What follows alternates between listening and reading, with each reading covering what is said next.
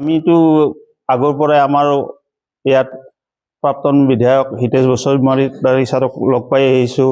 তেখেতে আমাৰ এই বাস্কাত যিমানখিনি অৱদান আছে সেই বিষয়ে আমাৰ ৰাইজ অৱগত। সেয়েহে আগন্তুক 42 নম্বৰ বাস্কা সমষ্টিত আমি হিতেশ বসুমতাৰী ছাৰক বিধায়ক হিচাপে পাবৰ কাৰণে তেখেতক প্ৰাৰ্থী দলে প্ৰক্ষেপ কৰাৰ কাৰণে আমি আহ্বান জনাওঁ। তেখেতে MLA-তো কাম কৰিছে MLA হিচাপে, তাৰ উপৰি তেখেতে যেতিয়া EM আছিল তেখেতৰ অনুগ্ৰহতে আমাৰ বাস্কা জিলা গঠন হৈছে। মুছলপুৰত বিভিন্ন আটাইখিনি অনুষ্ঠান তেখেতৰ অনুগ্ৰহতে আমি পোৱা বুলি স্বীকাৰ কৰিব লাগিব।